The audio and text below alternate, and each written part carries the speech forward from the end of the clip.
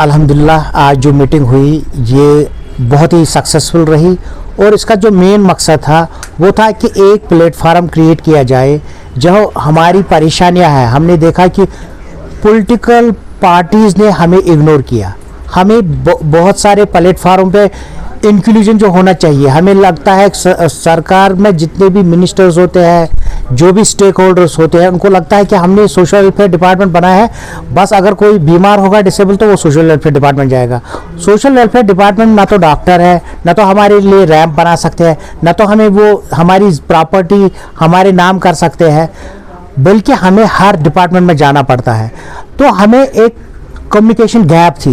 जितनी भी एसोसिएशंस थी वो अपने अपने लेवल पे अपने डिस्ट्रिक्ट्स में काम करते थे, वो अपने जो मंशूर उनके थे उन पे काम करते थे।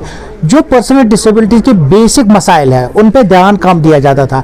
हमने साउथ कश्मीर से ये बात उठाई और हमने ये मंशूर रखा है कि पूरे जम्मू कश्मीर में हर डिस्ट्रिक्ट में जो पर्सनल डिसेबिलिटीज है, जो अहदेदारान है, उनको हम पहले एक प्रेशर ग्रुप में बदल दें, ताकि जो पॉलिसी मैटर्स है जहां पे गवर्नमेंट ऑफ इंडिया के लेवल से चीफ मिनिस्टर लेवल या गवर्नर लेवल तक हमारी बातें, हमारी मसाइल है वो हल होनी चाहिए।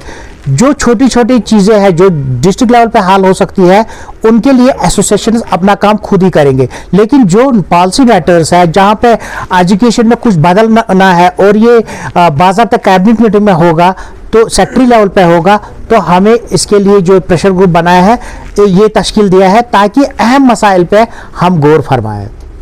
जावेद साहब, जो पिछली सरकार थी मोदी सरकार, अब तो एक बार फिर वो आई है। नो डाउट कि उन्होंने कुछ ऐसे काम किए हैं जो एक इनकलाबी इकदाम के तौर पर तवारीख में याद किया जाएगा, जैसे ST/SC का मसला हो या वुमेन एम्पावरमेंट का मसला है। कितनी उम्मीदें हैं आपको इस सरकार से कि आपने जो पॉलिटिकल रिजर्वेशन का जो नारा आपने दिया है इस पे वो गौर फरमा सकते हैं? बिल्कुल, यकीनन हमें पॉजिटिव सोच रखना चाहिए। बेसिकली जब तक हम अपने मसाइल खुद उजागर नहीं करेंगे, जब तक पर्सनल डिसेबिलिटीज अपने घरों से निकल के अपने मसाइल को हाईलाइट नहीं करेंगे, अपने आप को हाईलाइट नहीं करेंगे, तब तक हमारे पास कोई नहीं आ सकता है। जब वुमेन की बात चलती है तो हज़ारों वुमेन और फेमिनिस्ट ग्रुप्स ऐसे थे जिन्होंने रिजर्वेशन के लिए लड़ा और बाद में सरकार को ये लगा कि हमें रिजर्वेशन देनी पड़ेगी। इसी तरीके से जो OBC कैटेगरी में है, जो इकोनॉमिकली वीकर सेक्शंस थे, जब उन्होंने अपने तौर पे गवर्नमेंट पर प्रेशर लगाया, जब गुजर्स ने प्रेशर लगाया, तब आप देख रहे हैं कि इस वक्त पूरी सियासत बदल गई और इवन 40% ओपन मेरिट रहा और 60% कैटेगरीज को दिया गया।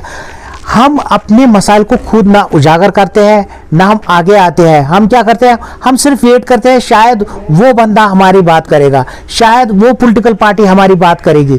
जब तक पर्सन विद डिसेबिलिटीज अपने आप को मोदी गवर्नमेंट के सामने पेश नहीं करेंगे, कम्युनिकेट प्रॉब्लम्स को नहीं करेंगे, जब तक दिन में 100 ईमेल्स डिसेबिलिटी के लिए नहीं जाएंगे, तब तक हमारी कोशिश बेसुध है और हम हाईलाइट हुए।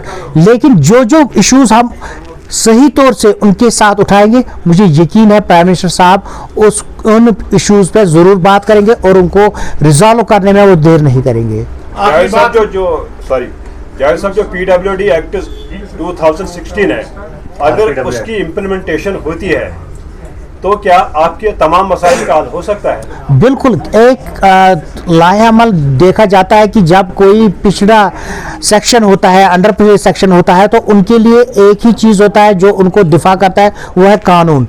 हमें कानून बनाने में 10 साल लग गए। जो RPWD एक्ट है उसने जगह ली इंडियन डिसेबिलिटी एक्ट की, जो 1995 में बना था, और 2016 से बात चली नए कानून की, नया कानून इम्प्लीमेंट भी हुआ, लेकिन अभी 8 साल हो गए और अभी उनकी उस ग्राउंड लेवल पे सिचुएशन बहुत ख़राब है। अगर हम अपने कानून की किताब हमेशा साथ में लेंगे और अपने लिए अपने ब्यूरोक्रेट से बात करेंगे, तो यकीनन हमारा कानून इम्प्लीमेंट होगा और 80% तक मैं समझता हूं कि सारे परेशानियां दूर हो जाएगी। जो 20% है वो सोशल इश्यूज है जिनका एक्ट दिफा तो करता है, लेकिन इंसानी तौर पर भी वो हाल हो सकते हैं। लेकिन कौन इन चीज़ों को वाज़ह करेगा स्टेक होल्डर्स के सामने, फिर वो चीज़ें हो जाएंगी। अगर हम ये सोचेंगे कि ये खुद ही वो कर देंगे, एजुकेशन का मसला खुद होगा, लेकिन हमें क्या करना चाहिए कि हमें जितने भी हमारे चाहे प्रेस नुमाइंदे हमारे डिसेबिलिटी सेक्टर से है, चाहे कोई रिसर्चर है, तो उनको अपने ही डिसेबिलिटी सेक्टर के लिए काम करना चाहिए। स्कूल में जाना चाहिए क्या क्या परेशानियां हैं। जब ये चीज़ें उजागर हो जाएंगी, जब ये प्राइम मिनिस्टर ऑफिस तक पहुंच जाएगी, एजुकेशन मिनिस्ट्री तक पहुंच जाएगी, समग्र शिक्षा तक पहुंच जाएगी, तो इंशाल्लाह वो चीज़ें हल हो जाएंगी। इसी तरीके से जो हमारी डिसेबिलिटी सर्टिफिकेट की परेशानी है, मेडिकल बोर्ड्स की परेशानी है, जब वो हेल्थ सेक्टर तक पहुंच जाएगी, तो मुझे लगता है कि जो भी इस वक्त मिनिस्टर साहिबान है, उनको ज़रूर ये सोचना पड़ेगा कि हम डिसेबिलिटी सेक्टर को स्ट्रेंथन करने के लिए असल में जो डिसेबल्ड पर्सन है उनकी सर्टिफिकेट कैसे इशू होंगी, गाइडलाइंस फिर से नए तौर से बनाए जाएंगे, और जो जिस कैटेगरी में फॉल करता है उसके लिए वो सर्टिफिकेट दी जाएंगी। जो फेक डिसेबिलिटी सर्टिफिकेट्स होती है, जो डॉक्टर्स खुद अपने रिश्तेदारों को देते हैं, मेडिकल बोर्ड से क्लर्क अपने रिश्तेदार को ऐसे सर्टिफिकेट्स देता है, तो वो चीज़ें भी बंद हो जाएंगी और बहुत हद तक हमारी जो मसले हैं वो हल हो जाएंगे। पहले तो हाथ से बनी होती थी डिसेबिलिटी सर्टिफिकेट्स, लेकिन अब जो ऑनलाइन हुई है उससे भी 20-25% फ़र्क हुआ कि जो चोरियां होती थी, टैंपरिंग होती थी, वो खत्म हुई। इसी तरीके से जब हम इन मसलों को उजागर करेंगे तो सरकार मजबूर हो जाएगी हमारी बात मानने में। सर, आपका टाइम देने के लिए बहुत बहुत शुक्रिया।